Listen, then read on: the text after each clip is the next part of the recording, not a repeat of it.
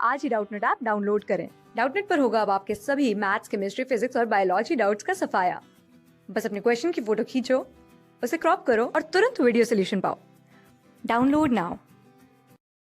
Question में हमसे यहाँ पे कहता है कि सी वैल्यू जो होती है, ठीक है, सी वैल्यू कैरेक्टरिस्टिक होती है डीएनए कंटेंट की, और ये डीएनए कंटेंट कौन सा, हैप्लॉइड सेल का डीएनए, ठीक है। उसके बाद अर्लियर कंसिडर किया जाता था कि सी वैल्यू जो है वो कोरिलेट करती है हमारे ऑर्गेनिज्म को कॉम्प्लेक्सिटी के साथ में, बट अगर हम देखें कि सी वैल्यू अब क्या है, तो सी वैल्यू इज एविडेंट कि सी वैल्यू जो है हमारे पास वो इनॉर्मसली इफेक्ट करती है हमारे स्पीशीज के कोरिलेशन को, ठीक है।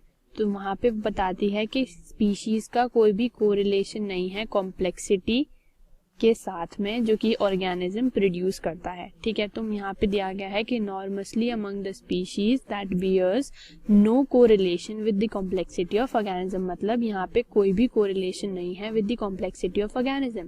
तो अगर हम एग्जाम्पल में यहाँ पे देखें कि सेल्स ऑफ सम सैलेमेंडर, मतलब कुछ सैलेमेंडर के सेल्स जिनके पास में 40 टाइम्स ज्यादा डीएनए है ह्यूमन से, ठीक है, 40 टाइम्स ज्यादा डीएनए किससे, ह्यूमन से।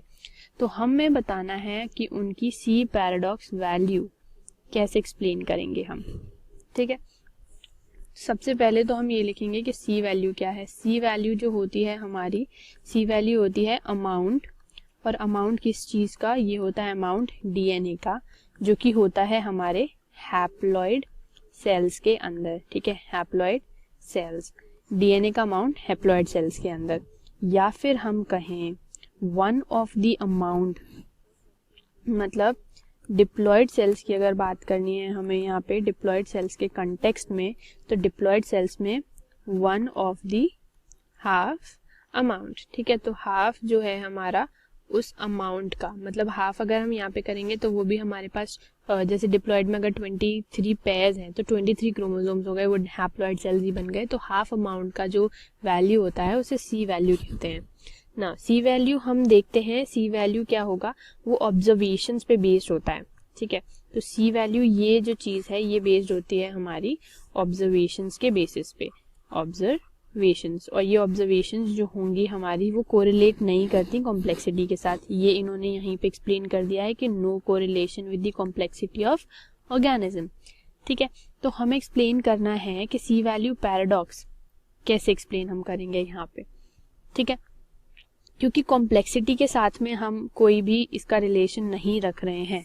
तो सबसे पहले तो हमारे पास जो कोडिंग जीन्स हैं, या फिर हम कहें जो कोडिंग डीएनए है, उसका यहाँ पे कोई यूज नहीं है, तो यूज उसका एकदम हो जाएगा कैंसिल, ठीक है। अगर हम यहाँ पे देखेंगे कि किसकी वजह से हमारे पास वेरिएशंस आती हैं, तो जो वेरिएशंस हैं हमारे पास वो आती हैं नॉन कोडिंग डीएनए की वजह से, ठीक है। नॉन कोडिंग डीएनए, उसकी वजह से हमारे पास वेरिएशन आती हैं, क्योंकि डीएनए के अंदर अगर हमारे पास बेसिक स्पेसिफिक जीन्स हैं तो वो काफी कॉमन हो सकते हैं, बट नॉन कोडिंग जो डीएनए होता है हमारा वो हमेशा ज्यादातर टाइम्स में डिफरेंट रहेगा, ठीक है।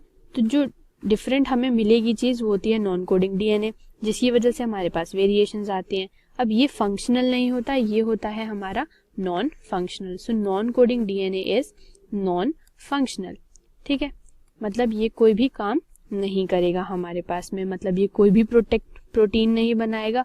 सो दिस फॉर्म्स नो प्रोटीन।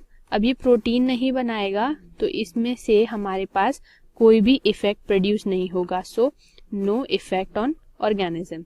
तो अगर यहाँ पे कोई भी इफेक्ट नहीं प्रोड्यूस होगा तो हमारे पास में कोई भी चेंजेस नहीं आएंगे, जिसकी वजह से हमारा जो डीएनए है वो सिक्योर रहता है, ठीक है। जब डीएनए हमारा सिक्योर रहता है तो हम ये देखते हैं कि हमारा जो 98% ऑफ डीएनए है हमारे पास वो होता है नॉन कोडिंग, ठीक है।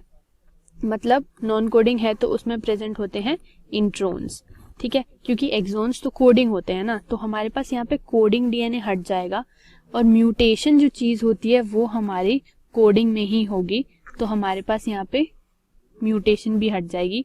और पॉलीप्लॉइड भी हमारा कोडिंग डीएनए का ही एक प्रॉपर्टी है, तो आंसर बना हमारा इस केस में सी, क्योंकि हमारे पास 3 ऑप्शन कट गए और नॉन कोडिंग डीएनए जो होता है हमारा वो हो गया नॉन फंक्शनल, जो कि इंट्रोन से बना होगा और कोई भी प्रोटीन नहीं बनाएगा। ठीक है, तो हमारे पास यहाँ पे क्या होगा ये देखने में कि यहाँ पे हमसे क्वेश्चन में दिया गया था कि सैलमेंडर्स के पास में 40 टाइम ज्यादा डीएनए है ह्यूमन से। ठीक है, पर क्या है कि सैलमेंडर के पास में भले ही ज्यादा डीएनए हो तो मे बी उनके पास एक्सॉन ज्यादा होंगे, इंट्रॉन्स कम होंगे, और हमारे पास इंट्रॉन ज्यादा है, एक्सॉन्स कम है। ठीक है, ये डिपेंड करेगा सी वैल्यू पैराडॉक्स पे। अगर हम हैप्लॉइड सेल्स की बात करेंगे तो उसमें ऑलमोस्ट इंट्रॉन्स हमारे होते हैं इक्वल, मतलब नॉन कोडिंग डीएनए से ही हम पता लगा पाएंगे इन दोनों के बीच में कौन सा डीएनए ज्यादा है या कौन सा डीएनए कम है। तो आंसर हमारा इस केस में बनेगा answer C, non coding DNA. Class 6 से 12 से लेके नीट, IIT, JEE मेंस और एडवांस के लेवल तक 10 मिलियन से ज्यादा स्टूडेंट्स का भरोसा। आज ही डाउनलोड करें डाउटनेट ऐप या व्हाट्सएप कीजिए अपने डाउट्स 8400 400 400 पर।